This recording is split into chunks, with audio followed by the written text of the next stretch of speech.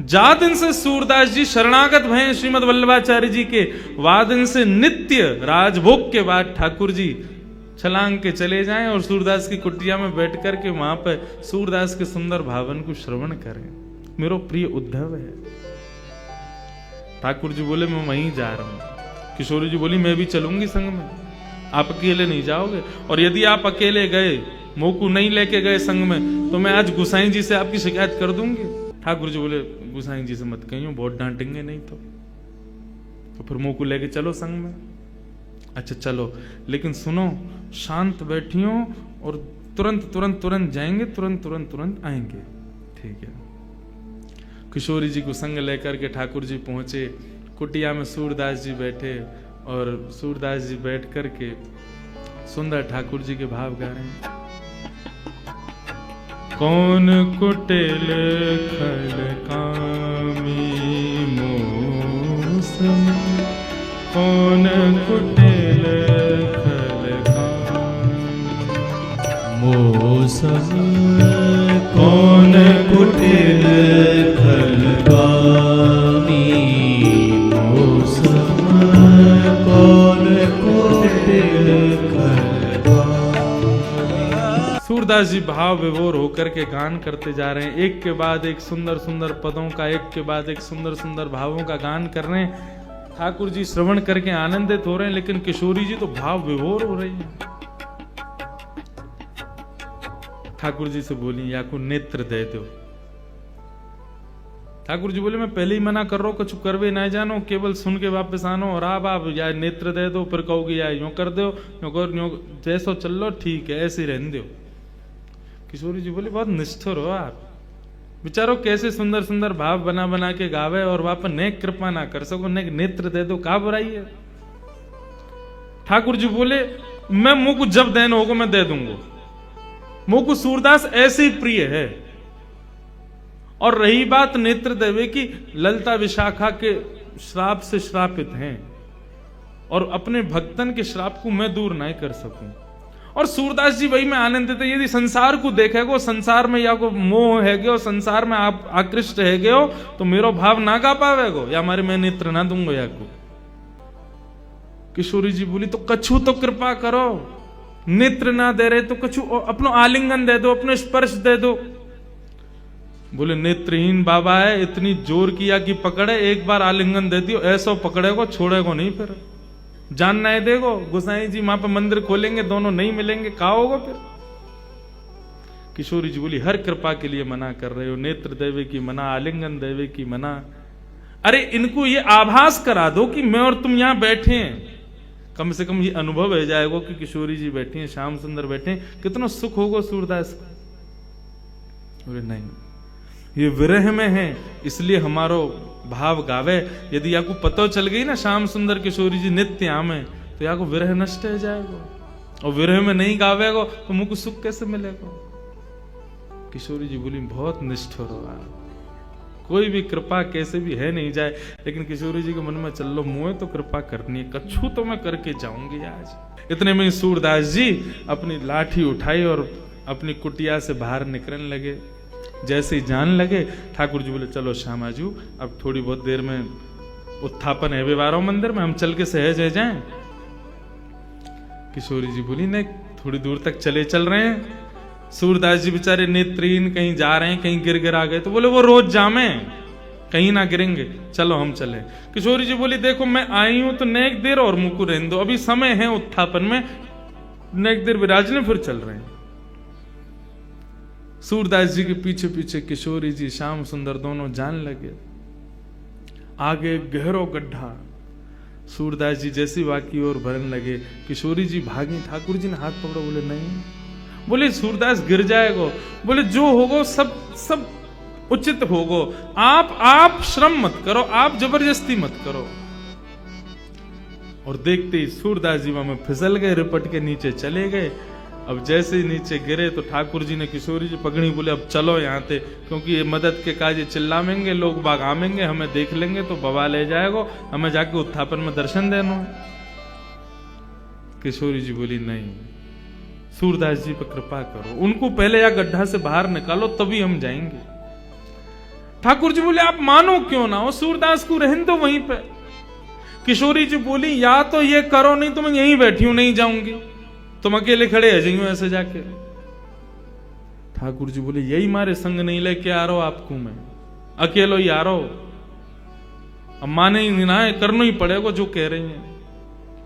कहा करूं बताओ? बोले अपनी काली कमरी उतारो, नीचे बाकू डारो, सूरदास को बोलो कि काली कमरी पकड़ के ऊपर चढ़ के आ जाए। स्पर्श को ना कह रही हूं मैं, बस कमरी पकड़ करके नेक ऊपर खींच लियो, जैसे ऊपर आ जाएगा कमली छुड़ा के हम दोनों भाग लेंगे यहाँ से।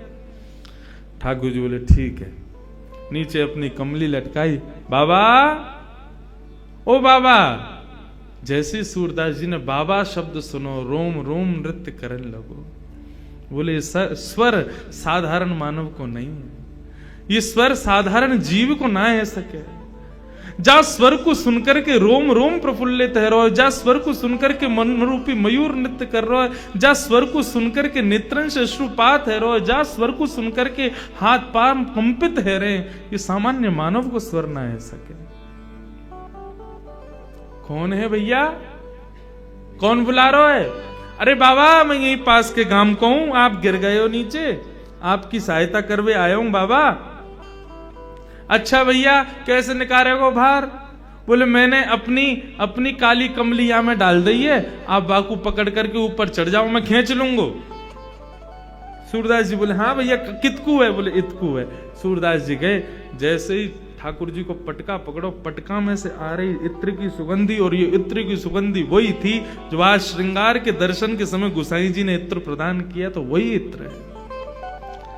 सूरदास जी मनी मन प्रफुल्लित है गए, बोले ओहो ये तो निश्चित ही श्याम सुंदर पधारे। जैसे ही सूरदास जी ऊपर चढ़ने लगे, अकेले कन्हैया पे खींचे नहीं, नेक से कन्हैया।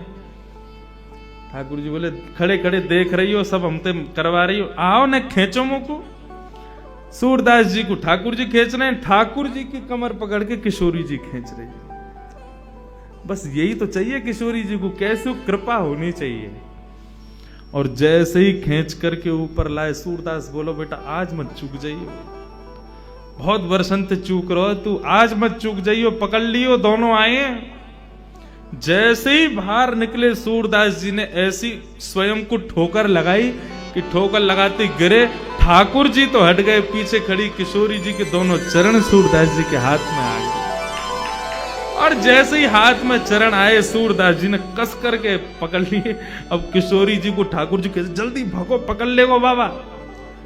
जैसे ही पाम छुड़ा के भगी तो किशोरी जी की एक पाजेब सूरदास जी के हाथ में रह गई। सूरदास जी ने तुरंत अपनी कांख में दवाई ली, बस मनी मन बड़े प्रसन्न रहे। बोले इतना ही सही बहुत है, कछु तो है मेरे पास, कभी तो आमेंगे लेवे। जैसे ही दौड़े दोनों, किशोरी जी चली, श्याम सुंदर मुझको ऐसा लगे मेरी एक पाजेब की आवाज ना आ रही।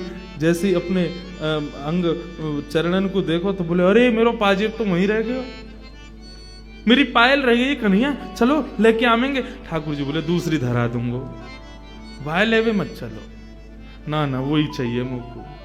अरे वो साधारण ना है, मेरी सखी सहचरीन ने कैसी मिन्नत करके कैसी मेहनत करवा करके बनवाई, और मुझको बहुत प्रिय, वही चाहिए मुझको।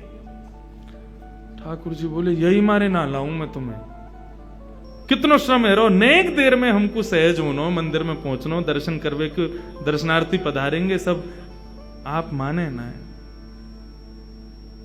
किशोरी जी बोली वही पाजेब चाहिए, चलो। ठाकुर जी गए लेकर के, दूर खड़े हैं, सूरदास जी बैठे हुए हैं, बैठ करके और प्रेम से हरि स्मरण कर रहे हैं। इतने में ठाकुर जी दूर से बोले बाबा। हाँ भैया फिरते आ गए?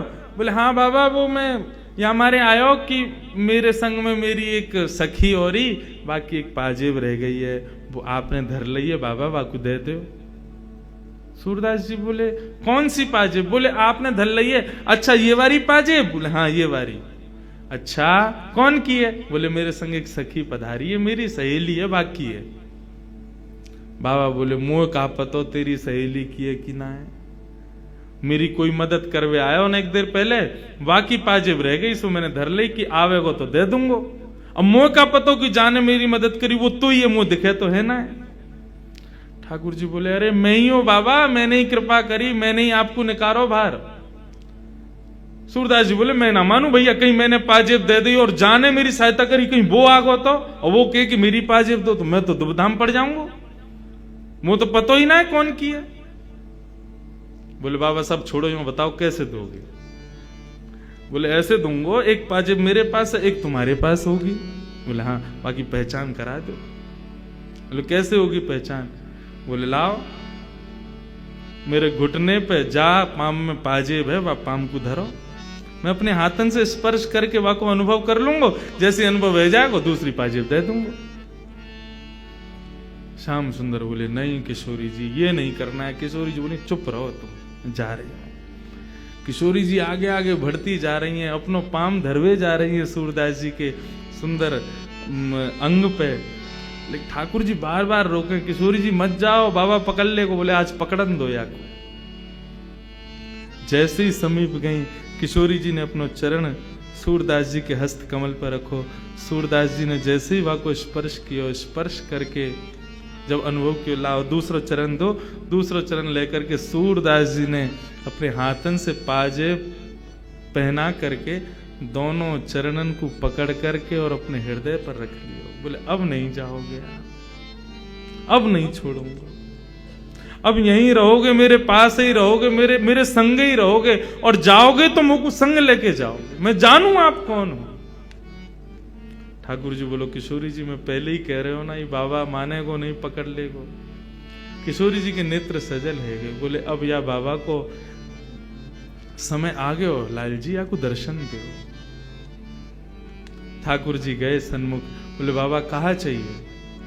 बोले, कछु नहीं चाहिए, केवल हरि दर्शन की प्यासी अखियां, बस आप दोनों के युगल स्वरूप को दर्शन कर लूं, मेरा जीवन वही में ही आनंदित है जाएगा। श्याम सुंदर ने अपने हाथन से जैसे ही सूरदास जी के नेत्रन को स्पर्श किया, बोले, बाबा नेत्र खोल करके देखो। जैसे ही सूरदास जी ने नेत्र खोले हैं, सामने युगल स्वरूप खड़ो भयो है। सूरदास जी पर कृपा करवे के काजे दोनों श्यामा श्याम खड़े करके मंगल दर्शन प्रदान कर रहे हैं। सूरदास जी एक एक अंग को दर्शन कर रहे हैं, आनंदित है रहे हैं, नृत्य कर रहे हैं, झूम रहे हैं, गा रहे हैं, बार बार प्रणतिपात निवेदन करके प्रणाम कर रहे हैं। ऐसो सुंदर युगल स्वरूप को दर्शन करके सूरदास जी आनंदित है गए। दोनों से कही, अपने बरदस्त मेरे सिर पर धर दो, अपने चरणन की रज मेरे माथे से लगाए दो और मुंह पे कृपा कर दो। कहा कृपा करें? कर तो दई, दर्शन दे तो दिए। सूरदास जी बोले, ना, मुंह को फिर से नेत्रहीन बनाए दो। जिन नैनन में आप बस गए, उन नैनन से अब दुनिया को ना देखना चाहूं मैं। आप कृपा करके मुंह को फिर से नेत्रहीन बनाए दो। ऐसी करुणामयी है श्री किशोरी जी।